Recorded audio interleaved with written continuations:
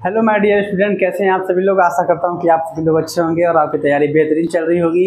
तो आज हम आपको लेके आए हैं बिल्कुल बेहतरीन टॉपिक, और हाल ही में चर्चा में ये टॉपिक है, यहाँ से प्रश्न बन सकता है। और वो टॉपिक है आपका पीएम केयर फंड। ना संघर्ष ना तकलीफ तो क्या खाक मज़ा है जीने में, ना संघर्ष ना तकलीफ तो क्या खाक मज़ा है जीने में। अब बड़े बड़े तूफान थम जाते हैं जब आग लगी हो सीने में। मेरे शेर शेरनियों, मेरे छात्र छात्राओं, लग जाओ, यही समय है अपने सपनों को साकार करने के लिए, अपने माँ बाप के सपनों को साकार करने के लिए। तो बिल्कुल कहीं भी भटकने की ज़रूरत नहीं है, बस लगातार मेहनत करने की ज़रूरत है। क्योंकि सफलता की एक खास बात है माय डियर स्टूडेंट्स कि वो मेहनत करने वाले पर जान लुटाती है। तू हंस, तू मुस्कुरा, तू रोना कम कर दे, तू जिंदा है तो ज़िंदगी के नाक में दम कर दे। इसी मोटिवेशन के साथ हम लोग क्लास को शुरू करते हैं। और क्लास को पूरा देखना माय डियर स्टूडेंट, ये क्लास बिल्कुल सुपर क्लास है और यहाँ से प्रश्न आपको जरूर देखने को मिलेगा। और चैनल पर नए हैं तो सब्सक्राइब जरूर करिएगा और बेल आइकन जो दबाइएगा। सबसे पहले हम बात करेंगे पीएम केयर फंड क्या है। माय डियर स्टूडेंट, कोरोना काल के समय सभी नागरिकों में जो ये पेंडेमिक चल रहा था, उसकी हेल्प के लिए कई सेलिब्रिटी, कई बड़े लोग, कई बिजनेस लोग आगे आए थे और वो सरकार के माध्यम से लोगों की हेल्प करना चाहते थे। और उसके लिए एक फंड बनाया गया था जो कि पीएम केयर फंड के नाम से आया था। सबसे पहले यहाँ से प्रश्न बनता है कि ये केयर है, इसका फुल फॉर्म बहुत ही इंपॉर्टेंट, इसे नोट कर लीजिएगा और कलम और डायरी लेके बैठिएगा, मेरी क्लास लीजिएगा तो बिल्कुल मजाक नहीं चलता है इस क्लास में। सीरियसली पेन और कॉपी लेके बैठिए, चाय की चुस्कियाँ और टीवी चालू करके मोबाइल में गेम खेल के इस तरह से टाइम पास नहीं करना है, नहीं ज़िंदगी आपके साथ टाइम पास कर देगी और बाद में आप पछताएंगे समय खोने के बाद। तो पेन पेंसिल लेके आप बैठा करिए, पेन कॉपी। केयर का फुल फॉर्म बताने जा रहा हूँ मैं कि सी का होता है सिटीजन, सिटीजन, ए का होता है असिस्टेंट, एंड आर से होगा रिलीफ, इन, इस होगा आपका इमरजेंसी। ये फुल फॉर्म ही आपको दिखाता है कि ये फंड किसके लिए है। ये सिटीजन के लिए ही है। इमरजेंसी सिचुएशन में रिलीफ का काम करेगी ये फंड, इसलिए इसका full form citizen assistance and relief in emergency situation. My dear student, ये फुल फॉर्म कई बार एसएससी एग्जाम में और हाल ही में ग्रुप डी एग्जाम में यहाँ पे देखा गया है कि इसके फुल फॉर्म बहुत ज़्यादा पूछने को मिल रहा है। और दूसरा प्रश्न ये भी देखा गया है अभी हाल ही में जो पेपर हुआ है यूपीएसआई का, उसमें कि जो पीएम केयर फंड है उसके अध्यक्ष कौन है। तो my dear student, PM care fund के अध्यक्ष हमारे प्राइम मिनिस्टर नरेंद्र मोदी जी हैं।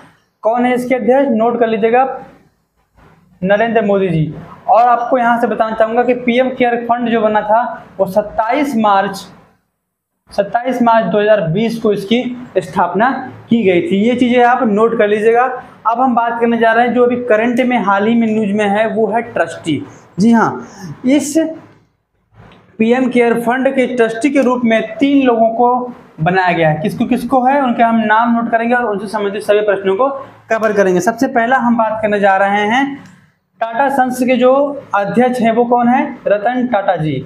जी हाँ, बहुत ही सम्मान के साथ इनका नाम लिया जाता है क्योंकि ये बहुत से ऐसे जो है चला रखे हैं प्राइवेट एजेंसियां, प्राइवेट जो ऐसे सामाजिक हेल्प के लिए इंडस्ट्री वो चला रखे हैं, तो इन्हें बहुत ही सम्मान के साथ नाम लिया जाता है। और अगला हम बात करने जा रहे हैं रतन टाटा के बाद एक है करिया मुंडा।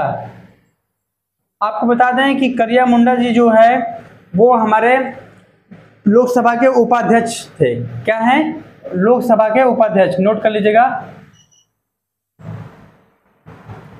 और अगला है जो वो पूर्व न्यायाधीश, पहले इसे नोट कर लीजिए, उपाध्यक्ष।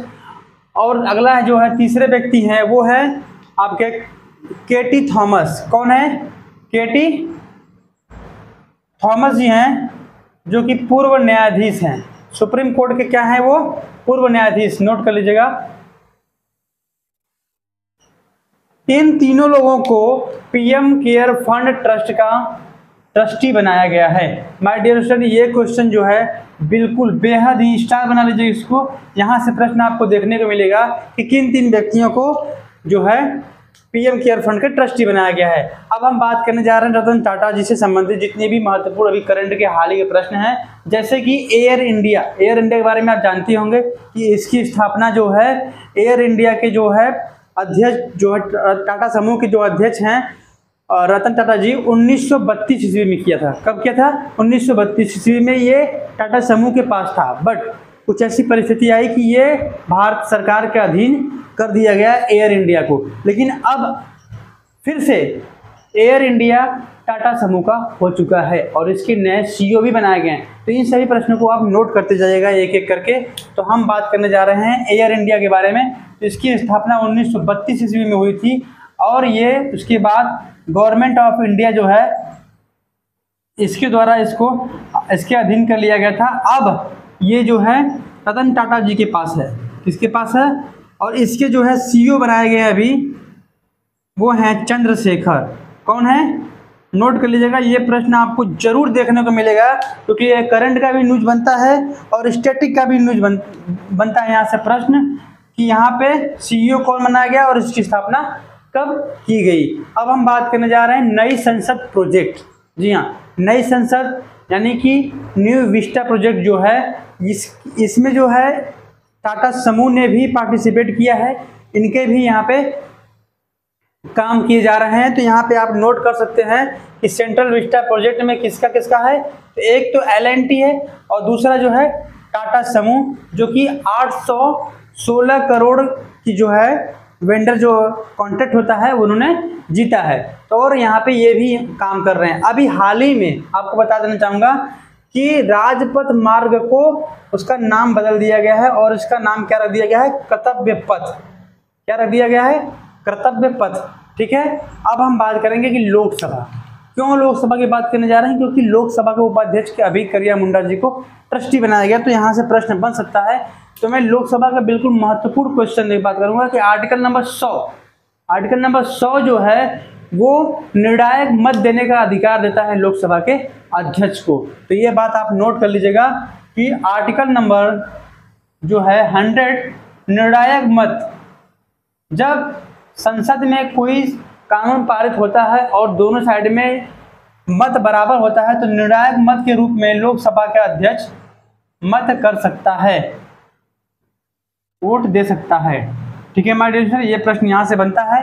और हम आपसे बात करना चाहेंगे कुछ कि भी हाल ही में जो हमारे लोकसभा अध्यक्ष हैं वो कौन है। आप कमेंट में जवाब जरूर दीजिएगा। अब अगला बात करने जा रहे हैं कि सुप्रीम कोर्ट के मुख्य न्यायाधीश वर्तमान में कौन है। तो आप हमें बताएंगे कि सुप्रीम कोर्ट के मुख्य न्यायाधीश पहला मुख्य न्यायाधीश कौन था। हम आपको अभी वर्तमान के बारे में बात करेंगे कि जे.यू.यू ललित जी जो हैं वो सुप्रीम कोर्ट के मुख्य न्यायाधीश के रूप में चुने गए हैं।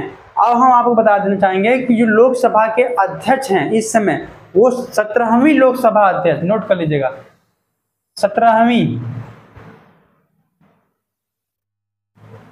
बिरला जी हैं। कौन है? बिरला जी हैं।